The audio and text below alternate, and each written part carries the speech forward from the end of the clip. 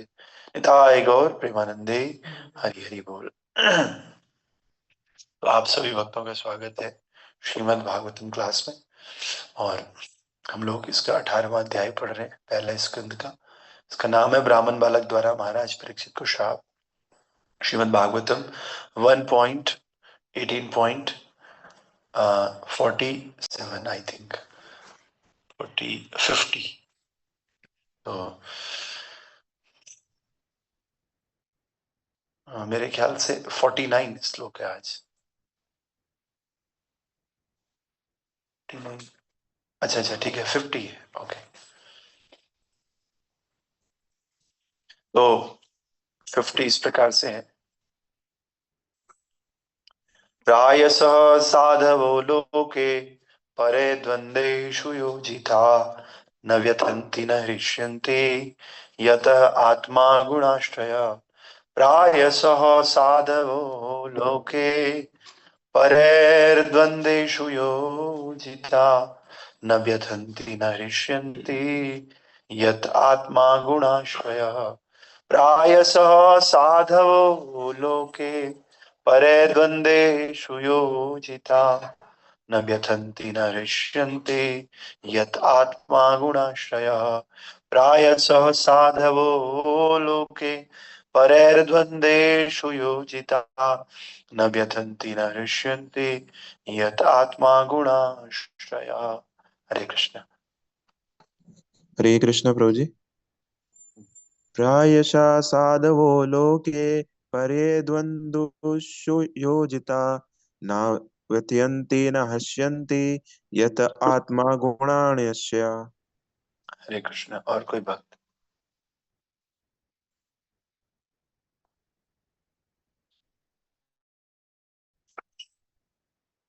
Okay, तो हमने कल देखा किस प्रकार से जो मुनि थे, समीक मुनि, उन्होंने अपने पुत्र द्वारा किए गए पाप के लिए पश्चाताप किया, क्योंकि उनके पुत्र से बहुत बड़ा पाप हुआ था। तो इस पाप के कारण उन्होंने पश्चाताप किया और उसने राजा के द्वारा किए गए अपमान को गंभीरता से ग्रहण नहीं किया।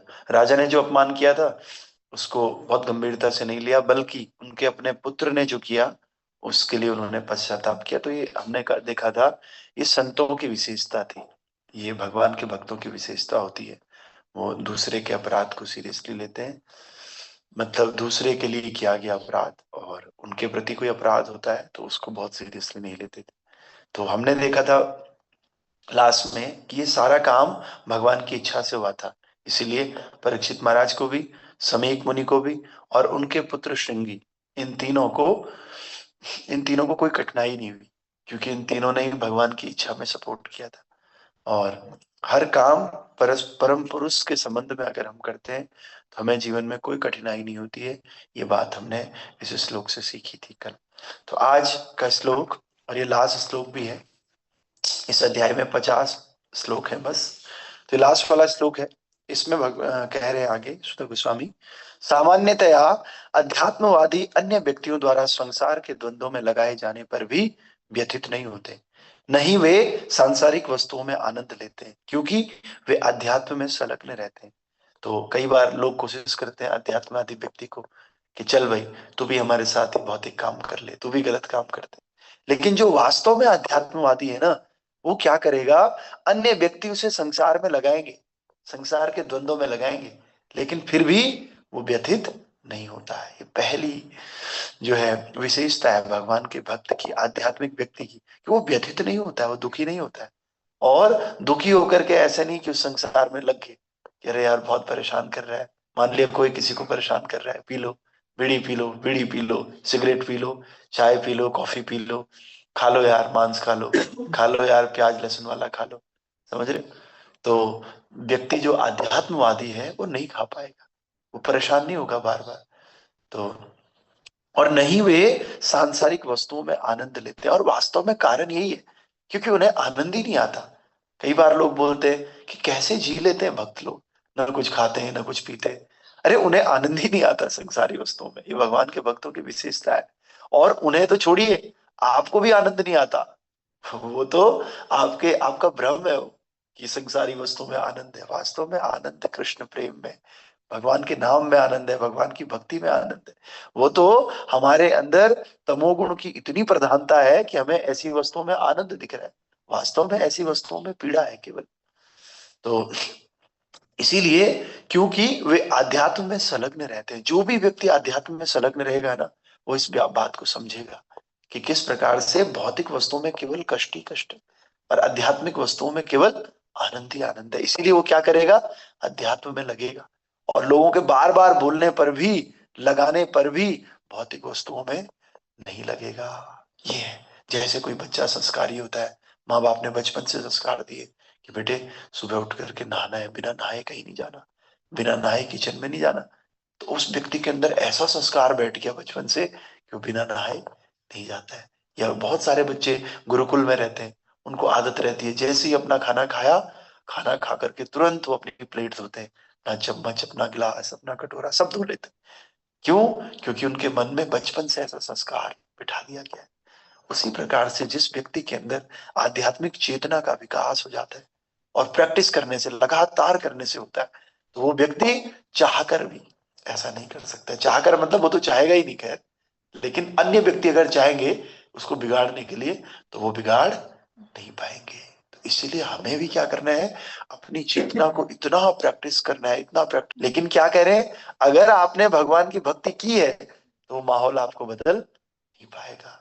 लेकिन सुबह उठे, हाथ मुंह धो के सीधे नौकरी पे चले गए, एक दिन बच जाओगे, 2 दिन बच जाओगे, 3 दिन बच जाओगे, एक दिन वो रजोगुणी माहौल आपको कन्वर्ट कर देगा, आप भी रजोगुणी हो जाओगे, आप भी अध्यात्म से भटक करके रजोगुणी माहौल में आनंद लेने लग जाओगे। इसीलिए हम सबको, श्रील प्रभुपाद ने कहा, morning programme, we should strictly follow the morning programme. सुबह सुबह रोज मंगल आरती करनी चाहिए, भगवान का नाम जप करना चाहिए, और भागवतम पढ़ना चाहिए सुबह सुबह। ये 3 काम अगर आपने सुबह कर लिए, बस आप चाहे रजोगुण में जाओ चाहे तमोगुण में जाओ, कोई भी गुण आपको प्रभावित नहीं कर पाएगा। किसी भी गुण में इतनी मजाल नहीं है कि वो आपको प्रभावित कर सके। आप रजोगुणी से रजोगुणी माहौल में नौकरी के लिए चले जाओ, बिजनेस के लिए चले जाओ, आप प्रभावित नहीं होंगे, बल्कि हो सकता है आप लोगों को प्रभावित करें। ऐसे ही तो प्रचार होता है। भक्त लोग जहाँ नौकरी करते हैं, वहां दूसरे लोगों को भक्त बना देते हैं। कैसे? वो खुद भक्ति कर रहे हैं इसलिए, खुद भक्ति ना कर रहे हो जो लोग, वो बना के दिखाए, नहीं बना पाते। तो इसीलिए हम सबको, आप सबसे विनती है कि आप सुबह सुबह भगवान का नाम लीजिए, एक श्लोक भागवतम का रोज पढ़िए, और मंगला आरती कीजिए। बस ये 3 आपने अगर सुबह कर दिया ना, आप कहीं भी चले जाइए।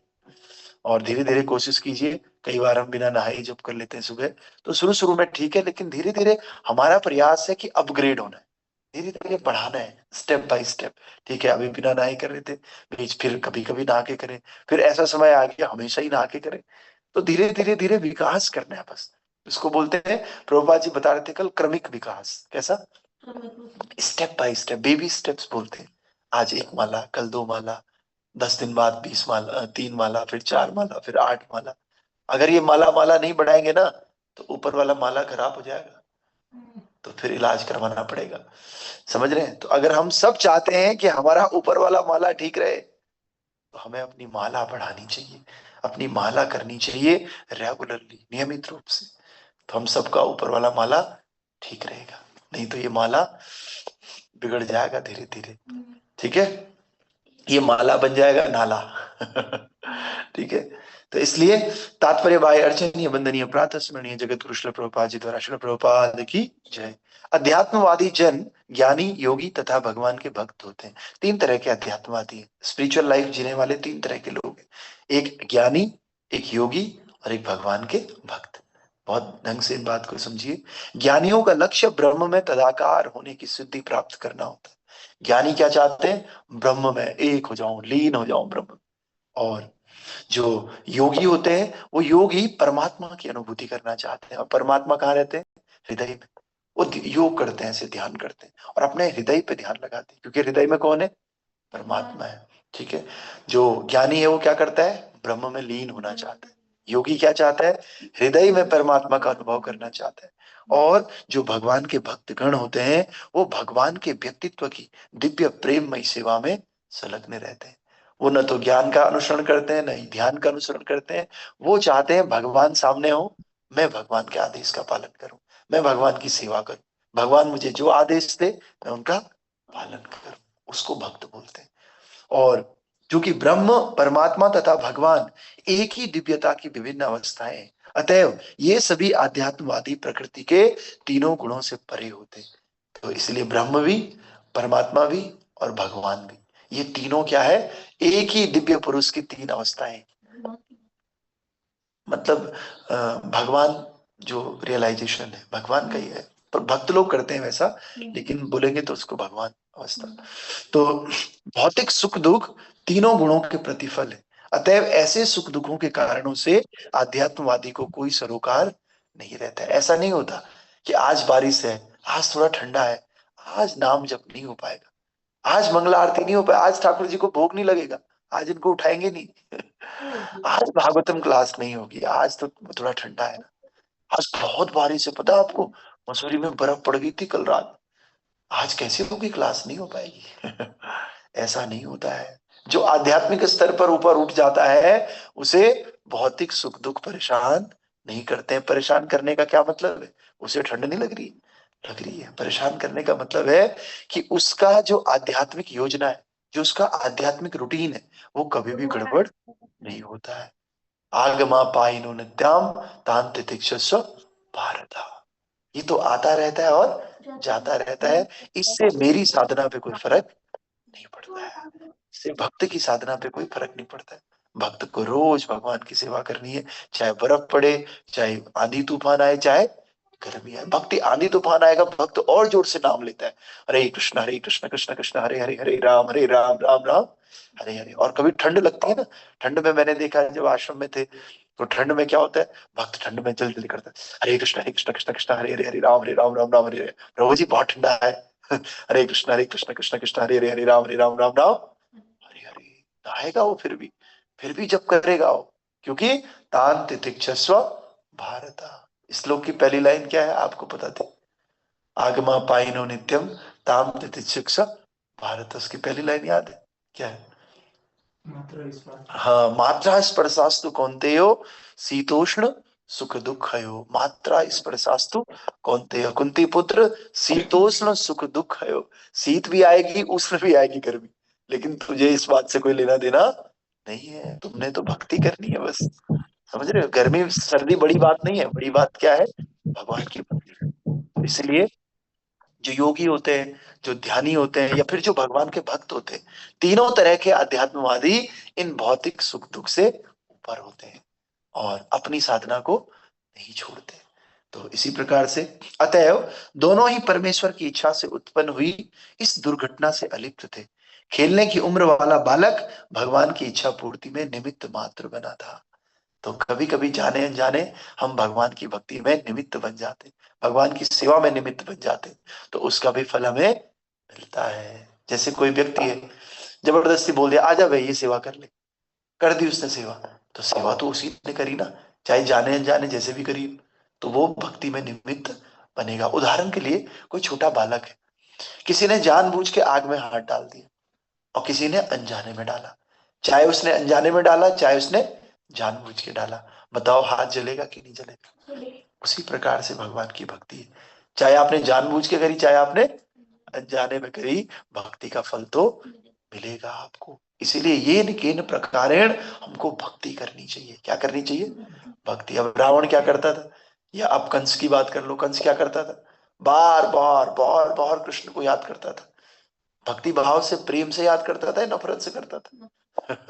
नफरत से करता था, लेकिन फिर भी भगवान ने क्या किया, जब उनको मृत्यु हुई उनको मारा तो उनको बैकुंठ धाम दे दिया। सोचो, जो भगवान का स्मरण नफरत से कर रहा है उसको सीधे मुक्ति मिल रही। तो हम अगर भगवान का भजन प्रेम से करेंगे तो हमें क्या मिलेगा, मुक्ति से भी ऊपर की वस्तु मिलेगी, भगवान का धाम मिलेगा, भगवान का प्रेम मिलेगा। याद रखना, मुक्ति और भगवान के प्रेम में अंतर है। मुक्ति तो दुखों से मुक्ति, भौतिक संसार से मुक्ति, जरूरी नहीं वहां आपको प्रेम मिलेगा। जैसे उदाहरण के लिए किसी ने आईआईटी का एग्जाम क्रैक किया, आईआईटी का एग्जाम क्रैक करना अलग बात है, लेकिन क्रैक करने के बाद आपको वहां क्या मिलता है वो बात अलग है। वहां किसी को रैगिंग होती है, किसी के अच्छे मार्क्स नहीं आते, किसी को अच्छा प्रेम नहीं मिलता वहां। या इसी प्रकार से शादी होना और शादी होने के बाद प्रेम मिलना, दोनों में बड़ा अंतर है। समझ रहे हैं प्रभु जी?